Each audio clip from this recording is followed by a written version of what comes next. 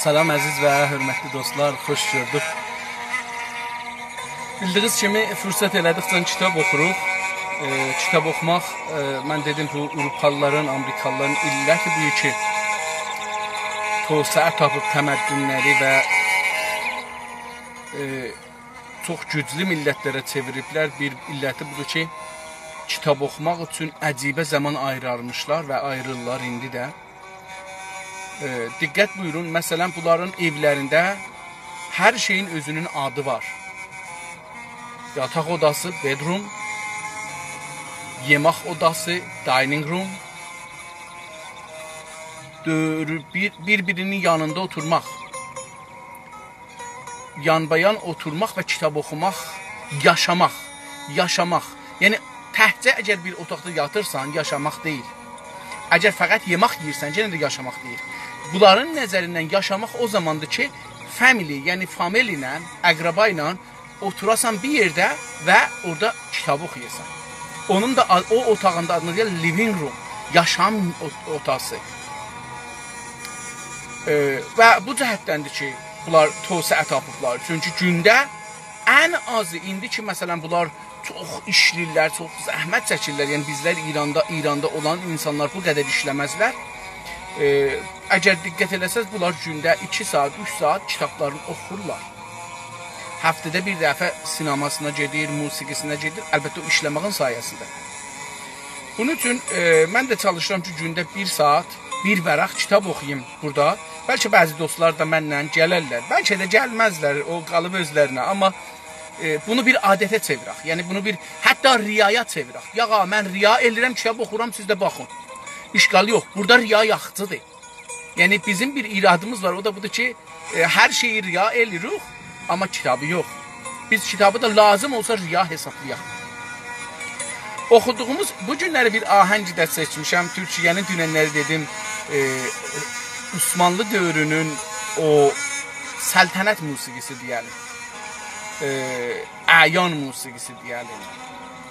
Ziyalılar musiqi deyəlim. Hər nə deyirik deyək. O müzikdən bu günləri bir dana seçdim. Bu elə qurtaran zaman mən də qurtarmalıyım. Umarım ki, səsimi eşidə bilərsiniz yaxşıca. Kitabımızın adı Türkçülüyün əsasları, 31-ci səhifə, kitabın yazarı Ziya Gökalpıdır. Dünənki oxumaqlarımızda buraya yetişdik ki, ədəbiyyatı da dedi ki, 2 cürədir. Bir, kültür ədəbiyyatıdır, bir də mədəniyyət ədəbiyyatıdır. Osmanlı ədəbiyyatı isə dünənləri o kültür ədəbiyyatın, xalq ədəbiyyatından danışdı, kütlə ədəbiyyatından danışdı.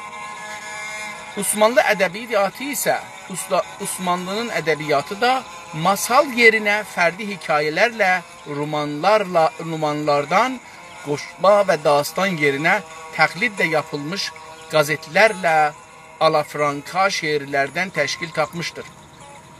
Dünən dedi ki, yəni öncəki səhifədə, 30-cu səhifədə dedi ki,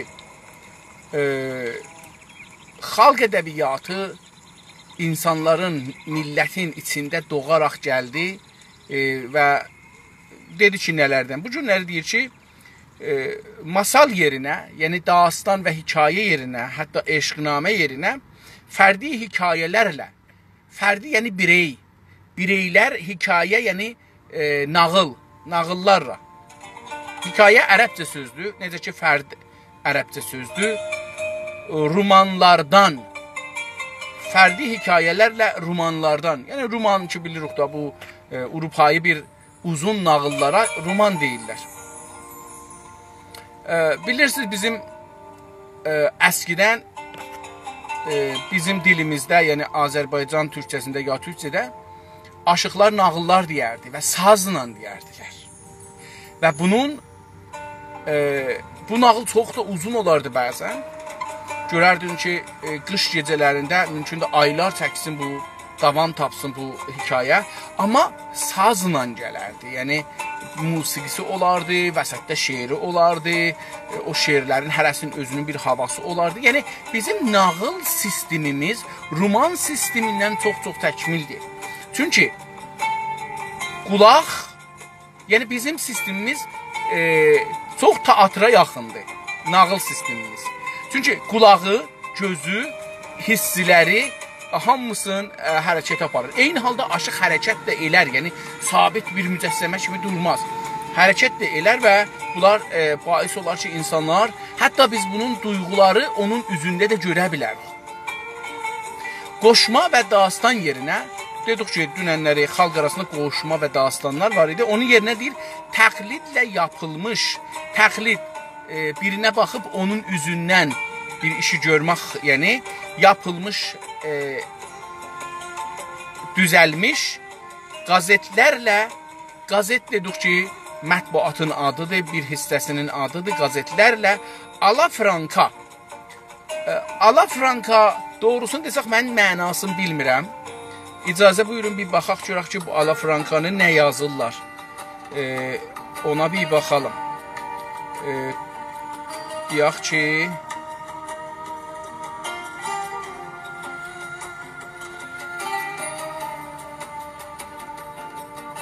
Türkçə sözlük, səslisini tapaq. Səsli sözlük, alafrankanı görək, burada nə yazır? Alafranka.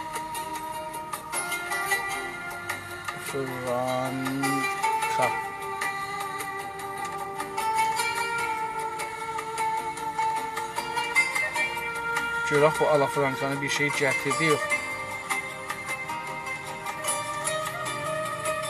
Alafranka, okey, alafranka deyilir. Görək ki, burada ona nə yazılır? Turkish English European, someone who has adopted European manners. Okay, who is European in his or her behavior or outlook. Okay, alafranka nə deməkdir? Onun mənasını tapdıq. Deyir ki, təqlidin alafranka demək olar ki, Avropayı təqlid, Avropalılardan təqlid eləmək. Giyimi, duruşu, danışı, görüşü Avropalılara bənzəyən bir adama alafranka deyilmişlər. Tamam. Bu da ondan ibarət oldu. Mənim burada bir səhvim var, amma bu səhvi nə mənədir? Tamam. Pəs alafranka türkcə işlənir. Əlbəttə, bu cür kəlmələri çoxdur ki, Avropayı dilən düzəlir. Və alafranka o adamlara deyilir ki, görüşləri, duruşları, giyinişləri, hətta davranışları Avropalılara bənzir. Pəs qazetlərlə alafranka şeirlərdən təşkil tapmışdır. Bəs beləsi olur. Avropalıların qazetdə yazılmış şeirlərindən deyir, təşkil tapmış bir ədəbiyyat idi Osmanlınınki. Təşkil tapmış, təşkil ərəbcə sözdür, toplanmış deyə bilərik, ya düzəlmiş. Osmanlı şairlərinin hər biri mütləqa əcəm devrində bir əcəm şairinə, fransız devrində bir fransız şairinə bənzər. Deyir, mütləqa, o təqlidi tozih verir. Deyir ki, Osmanlı dövrünün şairləri, ya Osmanlı dedik, dilinin, kültürünün, mədəniyyətinin şairlərinin hər biri, hər tək-və-təki mütləqa, yəni bunların deyir ki, içində istisna yoxdur, mütləq gətirir. Deyir ki, hamısı, %100-ü əcəm dövründə, yəni farsların dövründə bir əcəm şairinə, bir fars şairinə, fransız dövründə, fransız zamanı da bir fransız şairinə bənzər. Deyir ki, bunların işi təqliddir, fərq eləməz. İndi Amerikada Amerikalı olarlar, məsələn, indi filanlı olarlar. Sağ olun dostum, bəli, düzdür. Yəni, fərəngilərdən almaq, düzdür. Onlara bənzəmək, yaşayasınız. Fuzuli ilə Nədim belə bu qonuda fərqli deyildilər. Deyir, hətta, diqqət buyurun, deyir, Fuzuli kimi böyük şairimiz və Nədim də belə, yəni Nədim də ha belə, bu qonuda, yəni bənzər qonuda, təqlid qonusunda fərqli deyildilər. Deyir, onlar da fərqli deyildilər.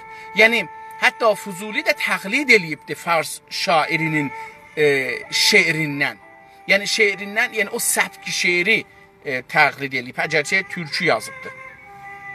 Bu yöndən, yəni bu cəhətdən, bu yolda Osmanlı yazarları ilə şairlərindən heç biri orijinal deyildir.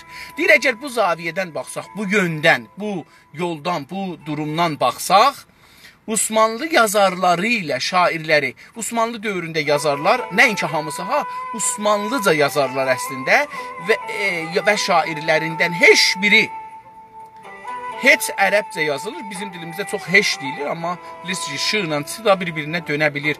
Bir orijinal deyildir. Orijinal, yəni, bu Avropayi dillərdən gəlib türkcə deyə qabaqcanda danışdıq. Yəni, orijinal, yəni əsl.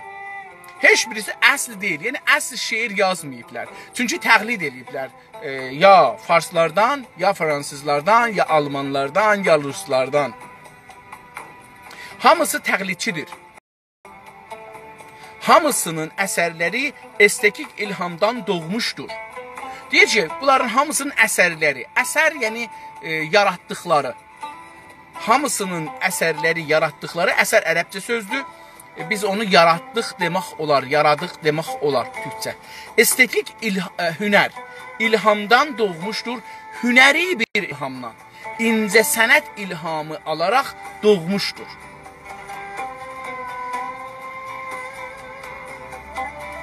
Məsələn, nüktəcilik baxımından, nüktə bilirsiniz, yəni zərif. Nüqtə qoyarlar, ərəbcədə nüqtə var.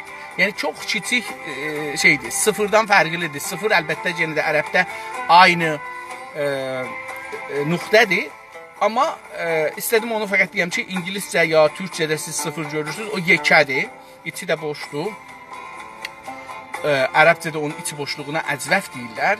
Bu İngilislər onun için boş qoyublar ki, yəni sıfırdır, içi yoxdur. Məsələn, nüktəçilik baxımından zərafətlə, çox diqqətlə baxsaq, baxımından yenə də olur zaviyədən, o baxımdan, o şeydən bu iki qrubu qarşılaşdıralım. Deyək, gələk, zərafətlə baxaq və bu iki qrupu bir-biri ilə qarşılaşdıraq. Qarşılaşdıraq, yəni üzbəyiz qoyaq, görək, bunları bir-birinə müqayisə eləyək.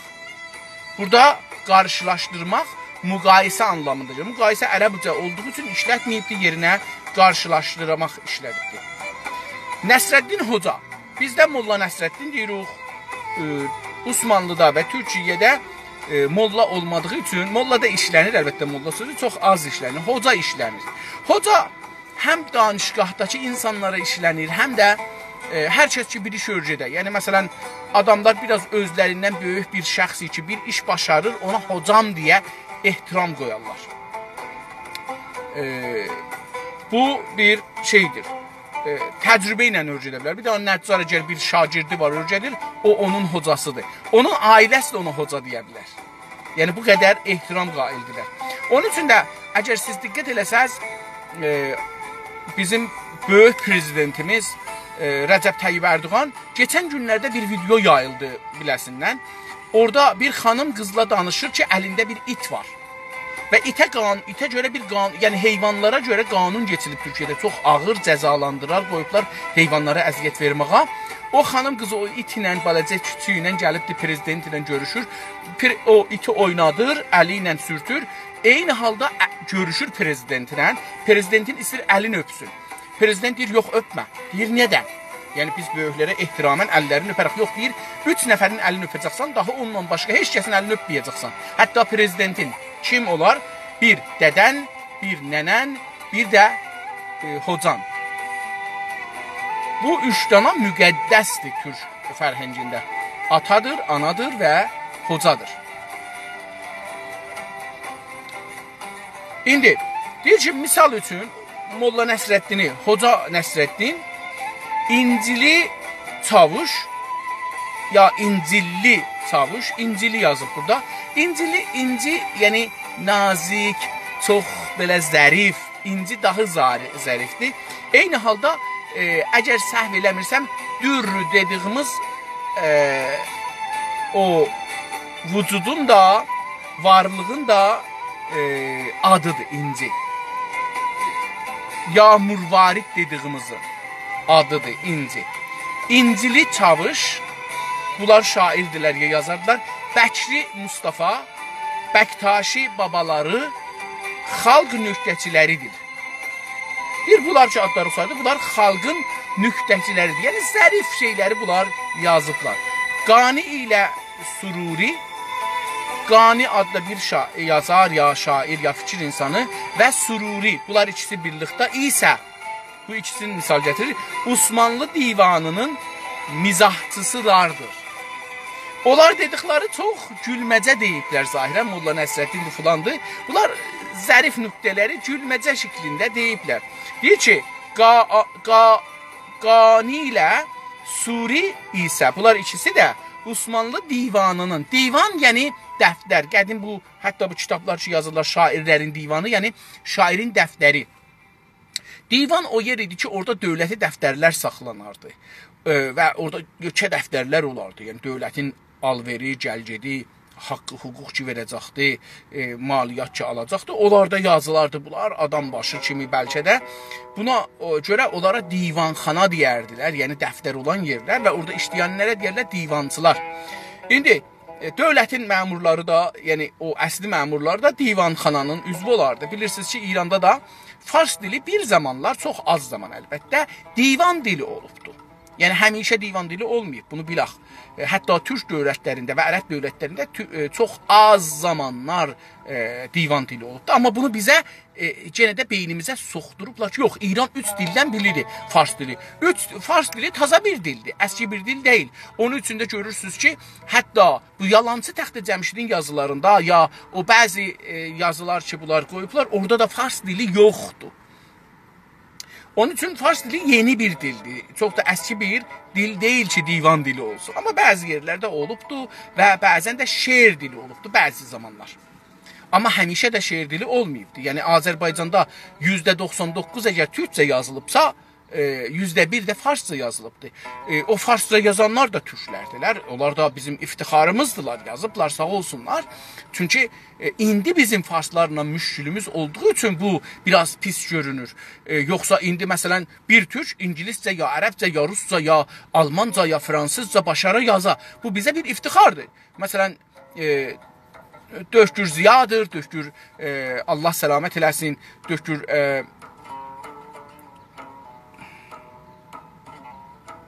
Rıza Bərahənidir. Məsələn, Fransızca başarır yazıbdır, İngiliscə yazıbdır və bunlar ərəbcə də bir fikirləm yazıbdır, ya yazmayıbdır, onu deməyim, iddia eləməyim.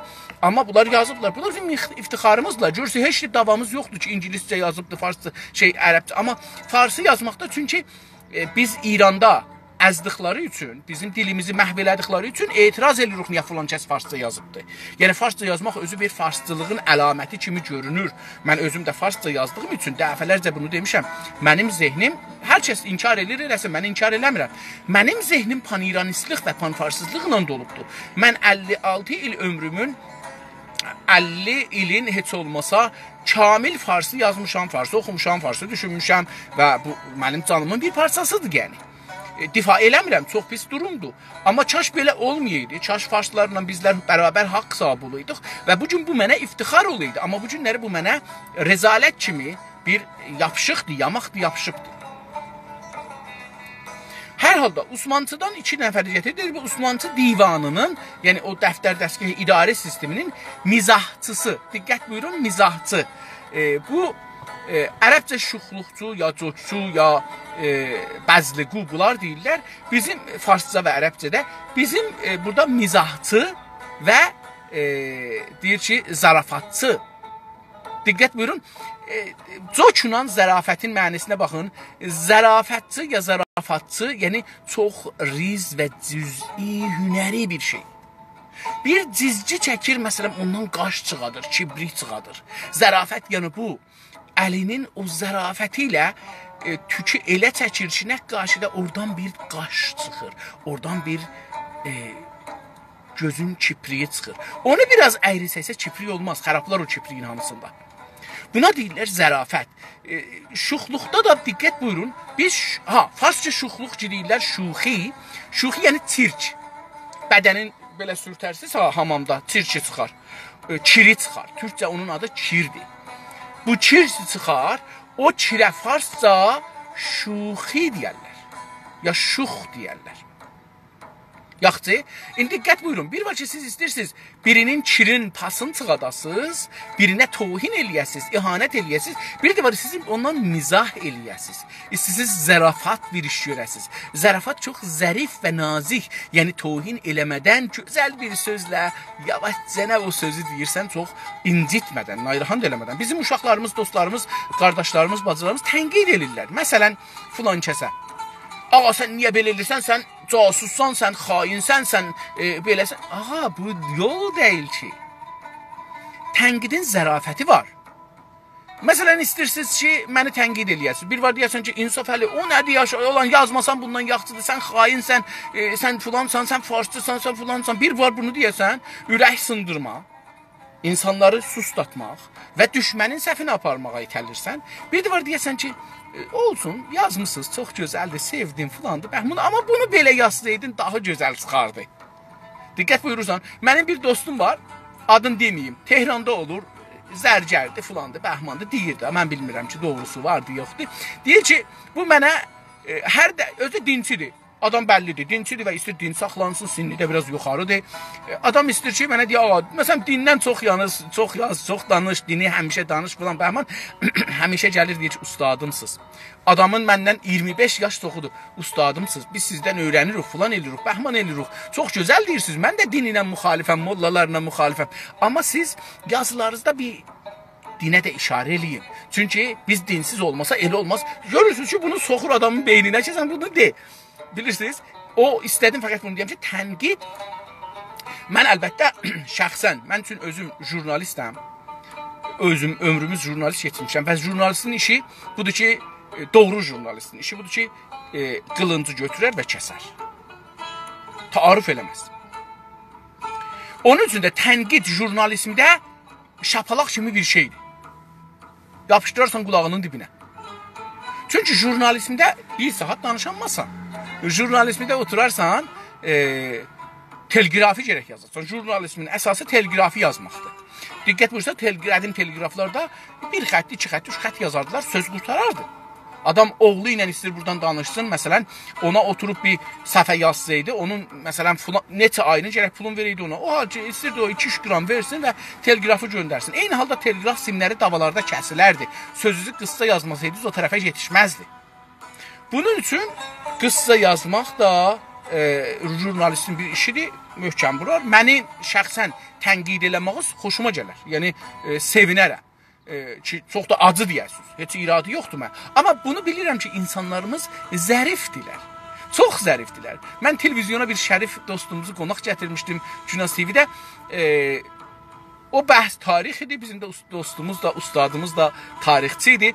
Mən tarixin bir yerinə yetişib dedim, bunlar hamısı bizim yalan deyiblər, bizim beynimizə soxublar, bizi əhmaq fərz ediblər. O dostum məndən küzdü. Bir neçə həftə ki, sən mən danışandan sonra bunu dediğin üçün və çünki mən qonaq idim orada, bu söz məni tutardı. Bəzi dostlarımız da bu qədər inciklidirlər. Onun üçün biz dostlarımızı incitməməliyik. Bizim yazarımız, düşünümüz neçə nəfərdir? Diqqət eləyin, baxın, bunlar ki, bəzi sözlər yazılan, bunlar düşünür deyirlər. Düşünürlər, onlar ki, bir sistematik fikri ola. Deyək ki, ağa, mən bu sistemi belə quracağam. Yəni, sıfırdan nə cür bu, məsələn, daşlıqdan mən nə cür bir bina yaradacağam. Mən bu müstəmirə olmuş Azərbaycan nə cür bir dövlət yaradacağam. Bu cür bir fikri olan ki, bunun hər şeyinə, fikirləşə, ona deyərlər düşünür. Yoxsa biri oturubdu bir yerdən bir söz eşitdi, gəldi onun biraz dəyişdi o üzbüzü, bizim şairlərimiz kimi. Hafizin şeirlərin, məsələn, 10.000 dana bizim şairimiz var, məsələn, deyərək, bunun 9.990-ı elə Hafizin şeirinin kopisidir, amma kəlmələri, sözləri dəyişdirirlər. Ya, türkü yazırlar onu. Yox, bu deyil. Doğal nüktəcilik ilə yapay mizah arasındakı fərq bu qarışdırmada ilə meydana çıxar. Deyir ki, doğal, təbii. Doğal təbii ki, ərəbi sözüdür, onun türkçəsidir. Nöqtəçilik dedim, zərafət, onda yapay, məsnui ərəbcədir, onun türkçəsi yapay, mizah, şuxluqdur, bizim Azərbaycanda çox şuxluq işlənir, amma zarafat bizim Qaradağda işlənir. Məsələn, dostlar deyir ki, zarafat elədim. Zarafatıma baxma.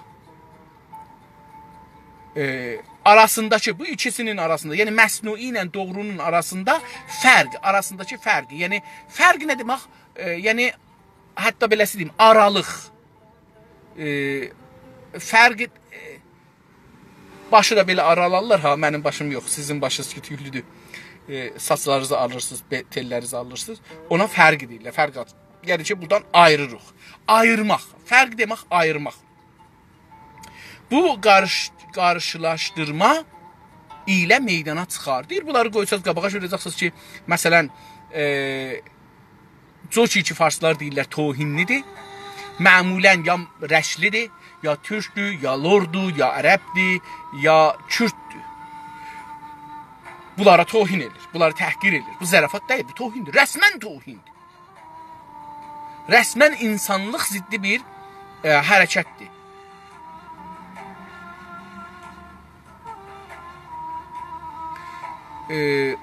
Bağçamız daşlıq olub, hər nə əkərsən bitməz. Yox dostum, o cür deyil. Diqqət buyurun, bizim bağçamız daşlıq eləyiblər. Amma bu daşlıqda gözəl çiçəklər çıxar. Mən dünənləri bir yerə getmişdim Kanadada, orada gördüm. Tamam bəndidir, daşıdır. Çox böyük belə daşlar idi. Ağaçların toxumları düşüb ora. Daşın içində, daşın o cıqqılı yarıqları olur ha, cırıqları. Onların arasından zoğ salıb ağaçdan belə yapışıb, məsələn, deyək ki, mənim yoğunluğumdan yoğun idi. Yəni, belə mənim qucağımdan yoğun idi. Bax, bu yoğuldu. Amma ucu da getmişdi göyə. Məsələn, 10 metr. Orada hamma durmuşdu. Qorxmayın. Bizim Azərbaycanımız bir zaman Fiçelin inqilabın əvvəlində Ayətullah Şəriət Mədarı Hizb-i Xalq-i Müsəlmanı İran düzəldir. İndi siz İran adından görün nə qədər adam qaçır. Fəqət bunu diqqət edin. Görün o zaman ki, bizim böyüklərimiz istəyirdilər, Şəhriyar bir kitab yazıbdı, yaşa. Şəhriyar bir kitab yazıbdı. Görün ki, o zaman neçə nəfər şeir yazırdı. İndi baxın, görün ki, neçə yüzlər nəfər şeir yazır. Türkçə. Görün o zaman nəsr yazan yox idi, fəlsəfə yazan yox idi Türkçə, təhlil yox idi Türkçə. Bu günləri görün ki, yüzlər kitab çıxır.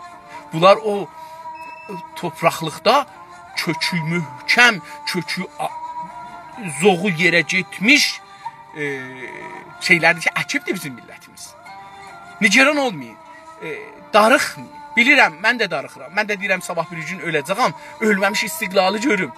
Bu arzudur görmək vətənin istiqlalını, millət istiqlalını. Bax, bunu mən sizə inanaraq deyirəm ki, vaqən arzudur bizim hamımıza ki, vətənin azadlığını görək. Amma bundan qabaq, kulli İran deyən məmləkətdən yığdığımız adam ki, eləyə bilək ki, Ermənistan sifarətinin qabağına Tehranda etiraz eləyək, 300 nəfər deyildi. Bu günləri bizim yazarlarımız fəqət, məsələn, 30 min nəfər yazarımız var. Xaricədə, içəridə. Güney Azərbaycanlılardan danışıram. Quzeyliləri heç və Türkiyəni hesaba gətirmirəm. Onlar da türklər, onlar da bizim bacı qardaşlarımızdır. Biz feylən sümürgə altında olduğumuzdan danışıram. Əxlaqda da, indi buracan ədəbiyyatı da dedi ki, ikilik var, hətta coşları da dedi ki, ikilik vardı. Mən də bunların misallarını vurdum. Molla Nəsrəddinin misal vurdu. Siz Molla Nəsrəddinin hətta Təbrizdə, Tehranda çap olan kitablarına baxsınız, hətta fars dilində belə çap olan kitablara baxsınız Molla Nəsrəddin adında, onlardan siz söyüş, savaş görməzsiniz, tohin görməzsiniz. Amma siz, məsələn, o farslı şair vardı, ha heydə deyərlər. Onun şeirlərini oxusaz, onun şeylərini oxusaz, görəcəksiniz ki, buradan əşağa danışır, kəmərdən əşağa danışır. Əxlaqda da aynı ikiliyi görürük. Türk əxlaqı ilə Osmanlı əxlaqı bir-birinə zid kimidir. Bu dəqiqən dedim, dünən də ərz elədim xidmətə, dəqiqən bunu İrana və Azərbaycana, Fars və Azərbaycana qoyun, bunları ki deyirəm. Əxlaqda da deyir, eyni ikiliyi görürük. Bir milli kültür, bir də mədəniyyət. Deyir, bu ikisini görürük. Mədəniyyət yapaydı, müdiriyyət olar, bir nəfər yapar, amma şey yox. Deyir ki, kültür yox. Deyir ki, əxlaqda da aynı ikiliyi görürük.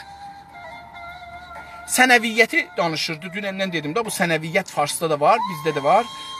Bunu danışır. Deyir ki, Farsların sənəviyyəti bura qoya bilərsiniz. Türk əxlaqı ilə, yəni Türk millətinin əxlaqı ilə Osmanlı, yəni hakimiyyət əxlaqı bir-birinə zidd kimidir. Bir-birinə qarşıdır, ziddir. Burada qarşı, zidd ərəbcədir. Əxlaq ərəbcə sözdür. Farscaya girib, türkcəyə girib, amma əxlaqın türkcəsi var. Mən bilmirəm. Bilirəm ha bunu, bilmirəm deyil. Amma bildiyiniz kimi çox işlətmədiyimiz üçün ona görə yadım deyil. Amma yadıma düşən kimi onu deyəcəyəm xidmətinizə. Qoyun zehnim biraz geçsin qabağa, görək şey nə olur. Kaşqarlı Mahmud, Kaşqarlı, Kaşqər də deyirlər bəzən, farslar belə yazır, ya Kaşqər deyirlər, o fərq eləmir. Burada Kaşqarlı yazıbdır. Kaşqarlı Mahmud Divan-ı Lüğati Türk maddəsində Türk maddəsində Divan-ı Lüğat yazıbdır bu adam, bir dana dəftər-i lüğət dedim, dəftər, indi dəftər deyirik, qadın buna divan deyirdilər. Divan-ı lüğətdə Türk maddəsində, Türk sözün yazanda, maddə ərəbcə sözdür. Məddidən də əslində, məddə çəkmaqdır, maddə də bu dünya beləsi çəkilibdir, çoxalıbdır, ona maddə deyiblər, yəni çox maddəsində belə yazır. Nə yazır? Türkləri qıssaca tərif edir. Qıssaca, yəni kutah, farsca kutah. Qıssaca, yəni ərəbcənin şeyidir. Qəlil ya bu qəlil olacaqdır. Qıssaca tərif edir. Tərif də ərəb sözüdür. Tərif nə deməkdir? Tanıtmaq. Ərəfə sözündəndir, tanıtmaq. Tanıdır. Yəni qıssaca belə tanıdır. Nə tanıdır? Deyir, türkdə börbürlənmə və övünmə yoxdur. Börbürlənmə bilmirəm nədir? Övünmə, özü-özünə fəxr eləmək məsələ. İndi görək ki, börbürlənmə nə mənədir? Bunu bir gedək yenə sözcü, bu Google-də qoy görüm özünün kitabın bəlkə son səhifəsində bu ola bilir. Börbür. Görək ki, börbür nə deməkdir?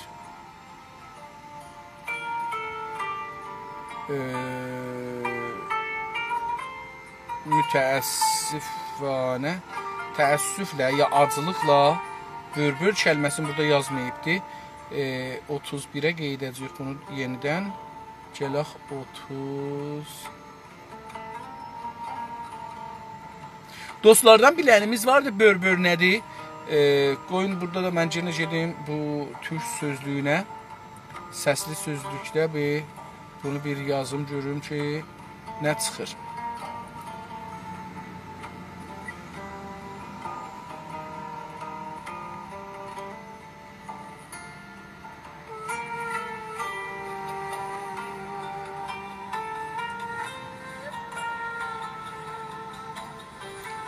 Bunu mən bir də oxuyayım, görüm ki,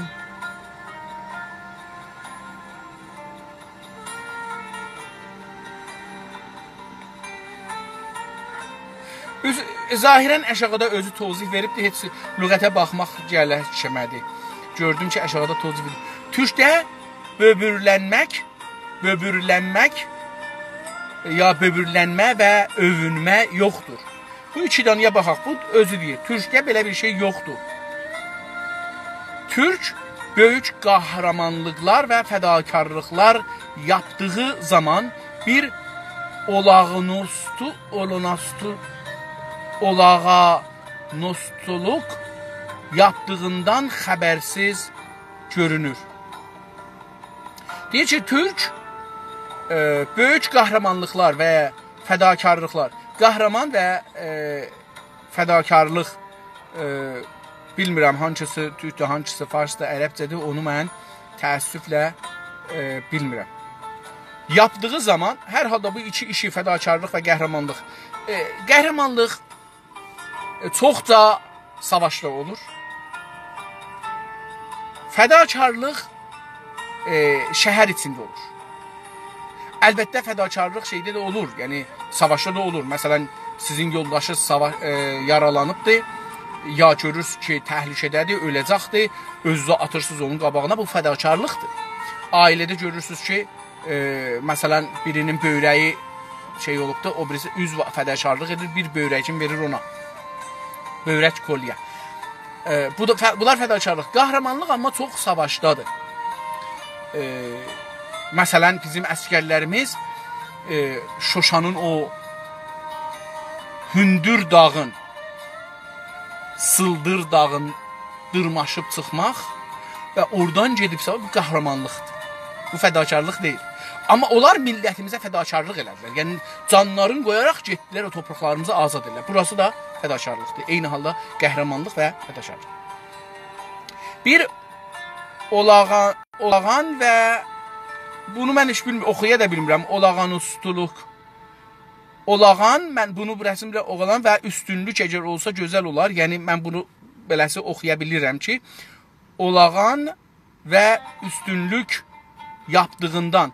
Olağan, yəni bir mümkün bir şeyi yapmaq, olmaqdan gəlir ehtimalən. Olağan və olağanüstülük, mən bu bilmirəm, məsələn, türkçəyə bənzəmir. İstəsək deyək ki, olağanüstülük. Yapdığından xəbərsiz görünür. Yəni deyir ki, bu o elə bir mühüm bir iş yapıbdır, iş görübdür. Ondan elə davranar ki, elə bir ki, o yapmayıb bu işi. Cahizdə, cahiz görək nədir? Cahizdə Hicri 3-cü yüzildə yaşamış bir ərəb şair və nöqtəçisi. Bəs cahiz bir ərəb şairidir. 3-cü yüzillikdə yaşayıbdır Həzrəti Məhəmməddən sonra. Cahiz də adlı bir adam da türklərin aynən bu biçimində anlatır. O da türkləri eynən beləsi anlatır. O da beləsi bir 300 İslamdan sonra bir şey yazıbdır. O da deyib ki, türklər belədirlər. Osmanlı tipinə baxarsaq, deyir, amma Osmanlı tipinə, yəni Osmanlı sistemində olan dövlət adamlarına baxarsaq, əski şairlərində özünə övgü dizmələrini yeni ədəbiyyatçılarında isə böbürlənmə və övünmənin hakim olduğunu görürük. Deyir ki, Osmanlı tipinə baxanda, şairlərinə, yəni Osmanlının şairlərinə baxanda, baxarsaq, yəni əgər baxsaq, əski şairlərində özünə övgü, dizləmə. Özünə, məsələn, Hafizdə də bu var, hamısında da, hətta Şəhriyarımızda da bizim var. Özünü orada övünür, yəni özünü nuşabə açır deyərik ha, eyni o cüsü. Yəni, özünü yüksəltməyə çalışır. Məsələn, bizim dostlarımızdan biri vardı, özü götürübdür Facebookda özünün yazısını yazıb ki, məsələn, ustad filan kəs. Bu özün övünür, yəni özün yüksək görür və ayırır. Özünə, övünə dizmələr. Dizmələr düzmənin şeyidir da, düzürlər. Yəni, yeni ədəbiyyatçıların da isə, yəni taza ədəbiyyatçılar da böbürlənmə, dediyim kimi, yəni çox özlərinə fəxr eləmək və övünmə, özlərinə qürurlanmaq. Mən fikir edirəm ki, o böbürlənmə, yəni fəxr etmək, məsələn, fikir edirəm, övünmək də, iftixar etmək, beləsi bir şey olacaqdır. Hakim olduğunu görürük. Görürük ki, bu hakim ərəbcə sözdür, yenə də bu görürük ki, bunlar, yəni saridir, vardır. Sərvət-i Funun oxullu Osmanlı ədəbiyyatının ən parlaq devridir. Sərvət-i Funun adlı bir kitabdır ehtimalən. Oxullu, burada oxullu yazıbdır. Sərvət-i Funun oxullu, belə bir kitab var, ehtimal verirəm. Burada yazanın adı da ehtimalən oxullu Osmanlı ola bilər, ya nədir? Osmanlı ədəbiyyatının ən parlaq devridir. Deyir ki, o dövrür, bu kitab yazılanda, ya o mədrəsə düzəlinəndə nəzərə gəlir ki, ehtimalən bir dövrüdür bu, ədəbiyyat dövrüdür. Bu oxulun, bu mədrəsəni, ədəbiyyat mədrəsəsiymiş ehtimalən, Funun, Sərvət-i Funun oxulu. Burada 2 dana qoyduğu üçün mən biraz yanlış oxudum, beləsi görə oxuyaq. Sərvət-i Funun oxulu Osmanlı ədəbiyyatının ən parlaq devridir. Yəni, bir dənə mədrəsə var, adı Sərvət-i Funundur. Mədrəsə ərəbcədir, farscaya da giribdir. Oxul onun yerinə, ya okul. Okul da latindən gəlmədir, eyni halda. Sərvət-i Funun fənnilərin sərvəti. Yaxçı, beləsi deyək, Sərvət-i Funun. Oxulu Osmanlı ədəbiyyatının ən parlaq dövrüdür. Parlaq da ki, bilirik, yəni işıldayan, göz qamaşdıran. Bu oxulun təqibçisi olan şairlərin çoxu şübhəci, kötümsər, ümidsüz, xəstə ruhlar biçimində görünmüşlərdir. Deyir ki, bu oxuldan çıxan şairlər, yazarlar, bu oxulun təqibçisi, yəni burada bir şeyi okul ya məktəb məsələsini bir baləcə izah edeyim. Dünyada indi bilmirik Ərəstu, Əflatun düzdür ya yalandır. Bunu burada qeyd edeyim. Ola bilər ki, bunların adına, bu adlara kitab yazılıb son zamanlarda. Buna görə ki, hər halda. Amma əgər bir insanın bir fikri var, o fikri yayır və bir iddə o fikrin dalısıcan gedir, ona məktəb deyirlər. Ərəbcədə. Türkcəyə də giribdir, farscəyə də. Buna deyirlər, məsələn, Məktəbi Təbriz. Məsələn, Məktəbi Ərəstu, Məktəbi Əflatun. Bunlar fərqlidir. Bir-birindən fərqli olsa məktəb olur. Buna ingiliscə okul deyil, school deyirlər. School da ki deyirlər, yəni fikir bir məşrəbi, yolu, bir fikirlərin müxtəlif schoolu ola bilər. Onun üçün orada school deyirlər. School yəni fikir mərkəzi. Bir cürə fikir burada deyilir, bir ayrı cürəsi orada deyilir. Məsələn deyək, dinçi bir fikir burada, marksisti fikir orada, məsələn deyək, kapitalisti fikir orada. Bunların hərəsi bir okuldur. Humanisti fikir orada, nə bilim, materialisti fikir orada, bu cür. Bunları fəqət istədim. İndi biz bunu Türkiyədə, Osmanlıda bunu da alıblar, oxul deyirlər. İstədim fəqət mədrəsə ilə onu biləsin. Mədrəsə amma fikrə deyilmir. Mədrəsə o yerə deyilir ki, orada bir şey dərs deyir bir nəfər. Fikir yaratmır. Məktəb fərqlidir. Məktəb fikir yaratmalıdır. Okul da fikir yaratmalıdır. Deyir ki, bu okulun, yəni bu Sərvət-i Funun oxulunun təqibçiləri, o məktəbi fikrini davam verənlər, o şiveyi baxışı, o ədəbiyyatı davam verənlər, təqibçiləri ərəbcə sözdür, yəni davam tutanlar, davam da ərəbcədir, yəni gedənlər, yolçuları, təqibçiləri, yəni yolçuları olan şairlərin çoxu şübhəci. Bunların bir çoxu şübhəci idi, hər şeyə şübhə edirdilər. Əlbəttə bu gözəl bir şeydir. Şübhə ən böyük bir şeydir ki, bizim lazımımızdır fikirlər.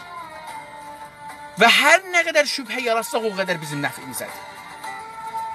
Hər nə qədər şübhə yaratsaq, bizim nəfimizədir. Kötümsər, kötü yəni pis. Kötümsər ehtimalən, yəni başları, fikirləri də pis idi. Yəni niyyətləri pis idi. Belə, umudsuz.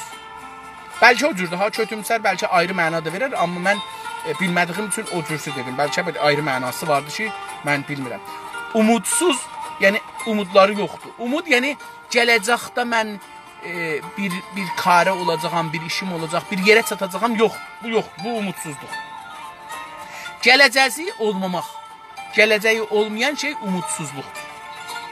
Xəstə, dedik, həm yorğun, həm də məriz. İndi burada xəstə ruhlar həm ruhları məriz ola bilər, həm də yorğun ola bilər. Bu zamanlarda, bu qərbidə insanlar, ər-arvadlar xüsusən, Kanadanı mən misal verim, Kanadada ər-arvadlar ildə bir seri ayrılarlar bir-birlərindən. Boşanmazlar, ayrılarlar. Nə cür? Məsələn, xanım 10 gün mürəxəsi alar işdən, ərinsiz, ərsiz yoldaşları ilə 10 gün gedər, məsələn, bir uzaq bir yerdə yaşar. 10 gün mən bu kişini görməyim, mən uşaqlarımı görməyim, mən gedim bir özümü keyfimi eləyim. Gedər bir 10 gün o ruhunun, bir ilin xəstəliğin, 6 ayın xəstəliğini çıxadar, yorğunluğunu çıxadar, gələr bir 6 ay, 5 ay bununla dözər, yenə də o ikinci 6 ayda gedər məsələn. Bu xəstəlik ruh xəstəliği biçimində görünmüşlərdir. yəni bunlar biçimində, yəni bu tərzdə, bu yolda görünmüşdülər. Həqiqi türk isə inanclı, iyimsər, umudlu və sağlamdır. Üstə dedim kötümsər. Dəqiqən düz demişəm. Kötü pis, kötümsər farsca sərdən gəlmədi. Başı, yəni başının içi, fikri, düşüncəsi pis. İndi burada da deyir ki, həqiqi bir türk isə, həqiqi bir türk, yəni doğru bir türk nə olar? İnanclı. Şəkli olmaz, inanclı olar. Nələr? Diqqət buyurun. Elmidə, camiədə şəkk eləməli yox. Teknolojikdə şəkk eləməli yox. Amma millətçilikdə, dövlətçilikdə şəkk eləməli. Yəni, mən bir yazı yazdım, orada dedim. Baxın, diktatorluq dövlətsizlikdən çox yaxşıdır. Onun üçün farslar Rıza Şahı kəbir bilirlər. Kuruşu kəbir bilirlər. Çünki dövlətçilik də onlar üçün. Amma Qacarlar ki, bir demokrat bir ailədir, onları bilmirlər. Niyə? Çünki Qacarlar türkdülər. Rıza Şah farsçıdır, ya farsdır. Ya farsların nökəridir. Beləsidir yax. Fars xidmətindən hər halda. Bunun üçün o diktatorluğu qanuni əsasidən, məşrutiyyədən mühüm bilirlər. Çünki onlara dövlətçilik verir. Dünyanın hər yerində belədir. Hər millətin özünün diktatoru olması, Rusların Putini olmasından bundan yaxçıdır ki, Ruslar üçün. Gələlər, Amerikanın məsələn uşağı olalar və Amerika oranı sümürcə eləyir. Yəni, hazır olarlar, 1000 il diktatorluq altında qalalar, amma bir il dövlətsiz qalmayırlar. İnanclı, iyimsər, iyi, yəni yaxçı, gözəl, iyimsər, yəni yaxçı fikirli, yaxçı görüşlü, gözəl görüşlü, umudlu, gələcəyə bizim məsələn dövlət qurmaq ümidimiz var. Bizim millətimizin millətləşmə ümidimiz var. Biz vətənimizi almaq ümidimiz var. Bunlar bizə ümiddir və sağlamdır. Sağlam da o xəstəliyin qarşısında. Xəstə, yorğun, məriz, sağlam, yəni sağlıqlı və salamat. Hətta bilgilərimiz arasında da ikilik görürük. Hətta deyir bilgilərimiz, yəni Osmanlı ilə xalq arasında deyir ikilik görürük bilgilər arasında. Bilgi nə mənədir? Elmidir, düşüncədir. Deyir bunun arasında ikilik görürük. Osmanlı bilginlərinin gələneksel ismi Üləma-i Rusum, rəsmi bilginlər idi. Deyir ki, Osmanlıda bilginlərin adı, yəni alimlərin adı nə cür idi? Rəsmi adları bu cür. İsmi də deyirəm də, ərəbcə sözdür, ismi addır, bizdə ad. Bunların adı nə idi? Üləma-i Rusum, rəsmi. Rusum rəsmin cəmidir. Rəsmilər, yəni idari, beləsi deyil. İdari alimlər. Onlara deyirəsin, belə deyərdilər. Üləma-i Rusum, yəni, hər bir şeyin alimləri də, yəni özü. Rəsmi bilginlər, türkçəsi idi. Anadoludakı bilginlər isə, yəni millət arasında Anadolu, yəni ayırır burada. Anadolu olur Osmanlıda olan türklər və bir də Osmanlı, bunu ayırır. Anadoludakı bilginlər isə, bilgin dedik alim, ərəbcə sözdür, türkçəsi yaşa dostum, doğrudur, yaşayasınız. Məktəb-i Sərvət-i Funun در مقابل مکتب تنظیمات عثمانی بود. Ola bilər. Ki orada 2 okul var imiş məsələn. Deyir ki, birincilər, yəni Anadolu, görək necə? Birincilər rütbəli, fəqət cahil idilər. Osmanlıları dedi. Yəni Osmanlıda o alimi, Uləma-i Rusum dedikləri, deyir ki, alim idilər zahirən hər riştədə. Rusum da dedim, burada rəsmi, dövləti alimlər deyir nədir? Rütbəli, yəni məqamlı idilər, muavin, rəis, bir-bir rütbə ilə gəlir şaya. Fəqət cahil idilər. Bir amma cahil idilər, cəhl idilər, bilmirdilər bəzi, çox şeyləri. İkincilər, millət arasında olanlar, türk milləti arasında olanlar, elmili, yəni düşüncəli, fikirli, bilgin elmin yerinə bilgi. Bilgin də yəni alim. Bilgin fəqət rütbəsiz. Amma bunların yox idi. Məsələn, bir idarənin rəisi deyildi, bir yerin rəisi deyildi, mavini deyildi, işləyəni deyildi. Rütbə beləsi bilirsiniz o həddə idilər. Politika və əskərlik sahəsində böyük bir dahi olan Əfşarlı Nadir Şah bütün müsəlmanları sünnilik dairəsində birləşdirmək və bütün sultanları Osmanlı padişahının əmri altına soxmaq üçün görüşmələrdə bulunmaq üzərə İstanbula dini və politik bir qurul göndərmişdi. Diqqət buyurun, bir misal verir. Çox gözəl bir misal verir və bizim misalımızdandır. Diqqət buyurun, görün ki, bu Türk-Fars savaşı, Türklə Azərbaycan Türkü ilə Türkiyə Türkünün savaşını görün necə soralar salıblar. Bəllidir ki, bu dövrdə yoxdur. Tüm misal Nadir Şahdan vurur və Nadir Şahı Osmanlıların qarşısında bir Türk kimi övür. Yəni bunu övünür, yəni bunu təmcid edir. Mədh edir. Deyir ki, politika və əskərlik sahəsində, politika oldu siyasət, əskərlik də oldu ordu, bunların sahəsində böyük bir dahi olan, dahi yəni Peyğəmbər kimi bir şeydir. Bu adam əcibə fikirləri var. Dahi olan Afşarlı, Avşar da deyirlər, Əfşar da deyirlər. Avşarlı ya Afşarlı Nadir Şah, bizim Nadir Şahımızdan söz edir. Bütün müsəlmanları sünnilik dairəsində birləşdirmək.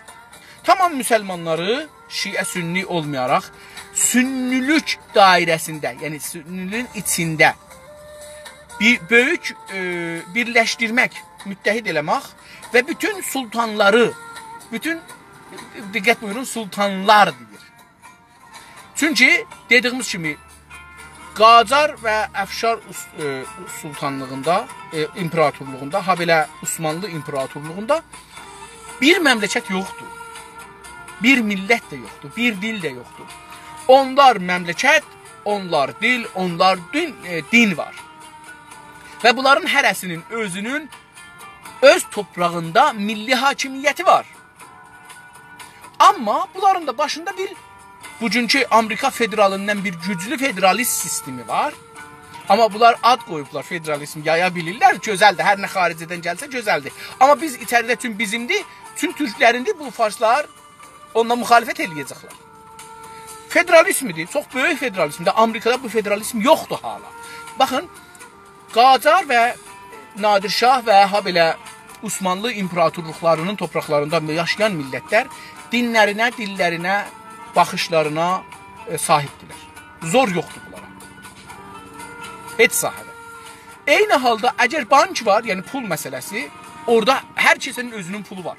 Hər kəsənin özünün ordusu var, milli ordusu var. Hər kəsənin özünün milli bayrağı var. Əlbəttə Amerikada da bu milli bayraq var. Hər kəsənin xarici işlər əlaqələri var. Ehtiyacı yoxdur ki, də imperatorla məsləhət eləyə, mən qonşu məmləkətlə əlaqəyə girməyim. Yox, özü bunu özü başına görə bilir. Hər halda deyir ki, bunu istədim fəqət tozih verəm. Deyir, sultanlar, çünki onların hərəsinin özünün hakimi var. Deyir, tamam bütün sultanları Osmanlı padişahının, gördünüz, padişah şahlar şahına padişah deyirlər. Padişahının əmri altına soxmaq üçün görüşmələrdə mülaqat, görüşmə mülaqatın türkçəsidir. Görüşmələrdə bulunmaq üzərə, yəni bu yolda, bu üzərə, yəni bu yolda, bu məsirdə İstanbula dini və politik bir qurul göndərmişdi. Muğandan, sonra əlbəttə gedir Xorasana tərəf, Muğanda o şeydən sonra, son qurultaydan sonra Osmanlıya bir quruh, qanun göndərmişdi. Qurul eyni halda qanundur, qanunların cəmi. Qural və qurul ola bilər ki, onun cəmi olsun, göndərmişdi. Bir quruh göndərir əslində. Molla var içində, ordu vardı, siyasətçi vardı, falan, bu müxtəlif ittilaatçı vardı bugünkü sözlə.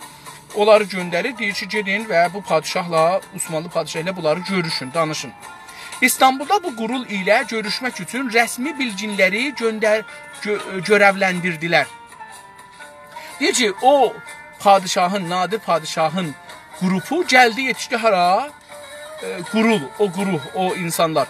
Qurul niyə deyir? Məncə insanlar və o qanunlar gözlərindən, o şərait gözlərindən gətirib bunların içinə bir kəlmə qoyur.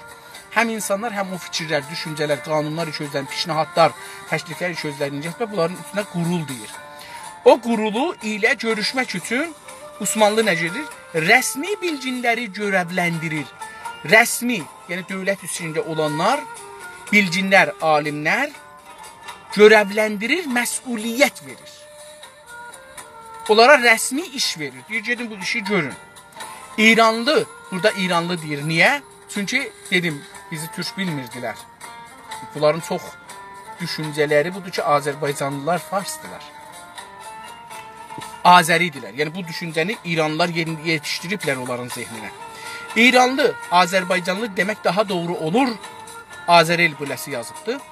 Bilginlər qurulu, üləma heyəti. Gördünüz budur. Özü parantez arasında üləma heyəti. Bilginlər qurulu, yəni o qrup, o gözəl bir şeydir. Qrup xarici bir şey, latindən gəlmədir. Quruh odur. Biz quruh da ərəbcədir ya elə ondan gəlmədi. Biz bunu əgər qurul desək gözəl gəlir elə. Türkçə olar. Üləma heyəti, yəni Azərbaycandan gedən olar. Bunlara söz anlatmaqda yetərsiz qalınca. Deyir ki, bunlar Nadir Şahın adamları gəldilər. Bu Osmanlının rəsmilərinə sözü bunlara, Osmanlının adamlarına söz anlatmaqda yetərsiz qalınca sözü anlatanmadılar, düşündürəmədilər onlara. Yetərli qalınca, yetərsiz qalınca yetişmədi. Yəni çatmadı bunların sözü. Yetərsiz qalınca Sədrül Uzma baş vuraraq dedilər.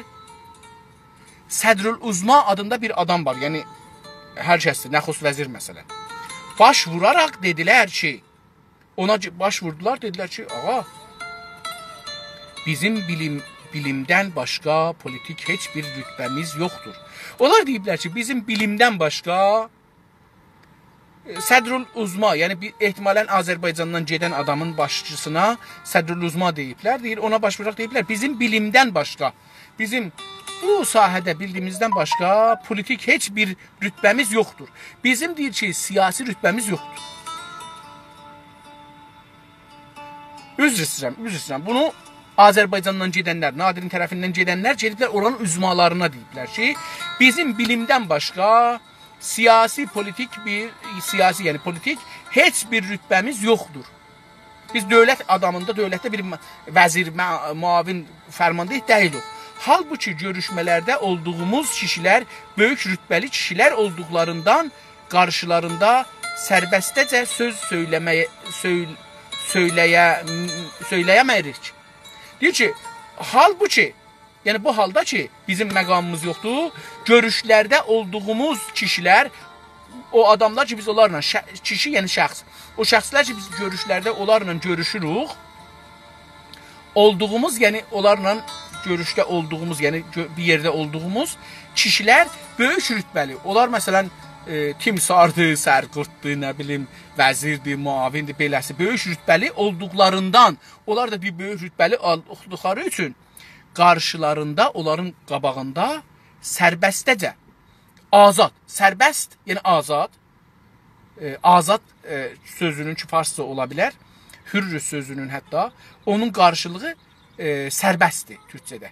Sərbəstcə, yəni azadlıq, azadca söz söyləyəmirik, sözümüzü söyləyəmirik, azadca, rahatca düşüncəmizi deyəmirik onlara. Çünki onlar, məsələn, bir rəsm rüsumları var, belə oturacaqlar, belə. İndi buna deyirlər nə mənə? Adab rüsumda, bir siyasi adab rüsumdan, belə gəl, belə get, belə de, bu sözü də belə deyəcəksən, o sözü elə deyəcəksən. Bundan çarşıvədən çıxmayacaq. Əlbəttə, doğrusu da odur. Çünki politik siyasətin elmin bir usulu var. O usulu siz murad. İndi, geçən 40 ildə İranlılar bu siyasəti bilmirlər.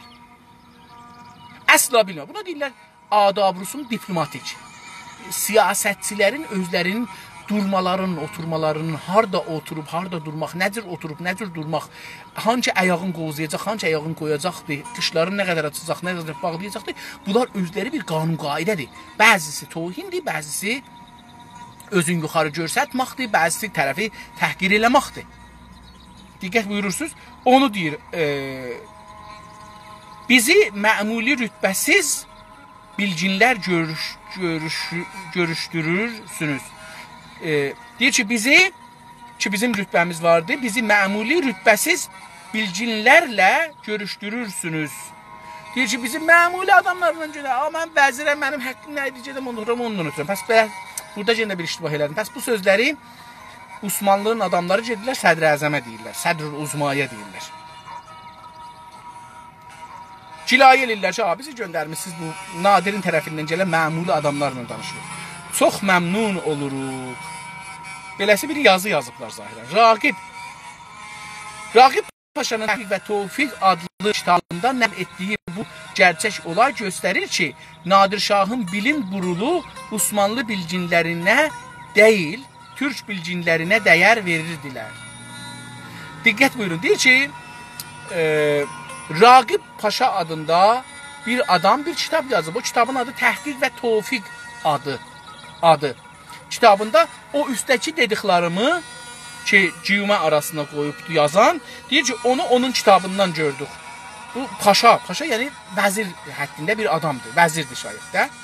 Ya da, məsələn, sultandır. Çünki paşaların bir çoxu məmləkətlərin şeyi olurdular, sultanı olurdular, yəni o həddə.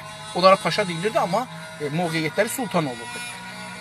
O deyir ki, onun yazdığı kitab, nəql etdiyi, bu hikayəni ki, orada yazıb deyibdir, bu gerçək olay göstərir ki, bu vaqi, gerçək, vaqi, olay, hadisə ərəbcədir, onun türkçəsi, göstərir ki, görsədir də, bizdə görsədir deyirik, burada göstərir deyilir, ədəbi dildir, bu bizimki şəfahi dildir.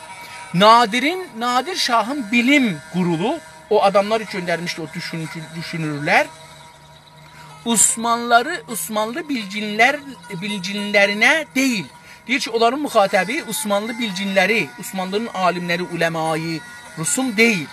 Bəlkə kimlər olacaq? Türk bilginlərinə dəyər verirdilər. Yəni deyir ki, bu adamlar ki, gəlmişdilər, Osmanlı şeylərinə dəyər vermirdilər. Osmanlının vəzirinə, vəkilinə, filanına saymırdılar, onları adam hesablamırdılar. Bəlkə Türk bilginlərinə, Türk alimlərinə dəyər verirdilər. Dəyər, qiymət, ərziş ki, bunun türkçəsidir. Əziz dostlar, 32-ci səhifəni oxuduq və qutardıq. 32-ci səhifəyə yetişdik. Birinci paragrafın da ki, o səhifədən davam idi, onu da oxuduq, qutardıq.